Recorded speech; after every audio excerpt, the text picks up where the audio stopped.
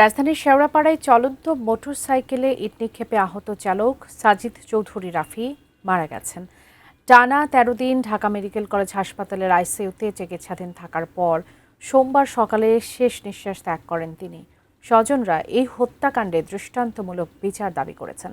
বিস্তারিত জানাচ্ছেন তৌফিক হাসান তুহাদ। গত ৯ জুন দিবাগত রাত ১:১টার দিকে মোটরসাইকেলে করে বাড়ি ফিরছিলেন সাজিদ চৌধুরী রাফি। চলন্ত অবস্থায় মিরপুরের শেওড়াপাড়া এলাকায় দুর্বৃত্তরা তার মাথায় ইট নিক্ষেপ করে। গুরুতর আহত অবস্থায় তাকে উদ্ধার করে ঢাকা মেডিকেল কলেজ হাসপাতালে ভর্তি করা হয়। এরপর থেকেই আইসিইউতে জীবন মৃত্যু সন্ধিক্ষণে ছিলেন Rafi.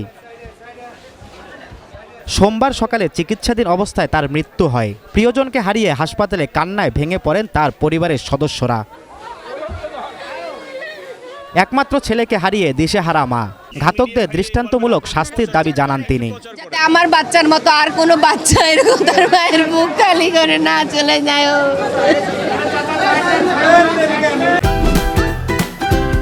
Optical brighter photo catalyst active granule সমৃদ্ধ বসুন্ধরা পাওয়ার ওয়াশ, ঝলমলে কাপড়ে ফুরফুরে মন। আমরা তো রাফিকে ফেরত পাবো না, তাই না? কিন্তু এটার বিচারটা আমরা চাই, এটার বিচারটা যেন হয়। এ ঘটনায় রাফির চাচা নূর হোসেন বাদী হয়ে কাফরুল থানায় হত্যা চেষ্টার অভিযোগে মামলা করেছিলেন।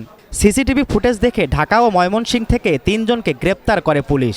তারা হলেন মোহাম্মদ পারভেজ, আনোয়ার হোসেন বাবু ও মোহাম্মদ ফয়সাল। তাদের বিরুদ্ধে রাজধানীর বিভিন্ন থানায় মাদক সংক্রান্ত একাধিক মামলা রয়েছে বলে জানিয়েছে পুলিশ। আমাদের 3টা আসামি ধরা আছে অলরেডি। যে এই ঘটনাকে কেন্দ্র করে একটা মামলা হয়েছে, আপনারা সবাই জানেন। এবং এখন এই মুহূর্তে আমাদের এই লাশের সুরতহাল করে লাশের যে পোস্টমর্টম, যেটা আমাদের আইনগত যে কাজ, সেটা আমরা করব। তৌফিক হাসান তুহাদ, এটিএন নিউজ, ঢাকা।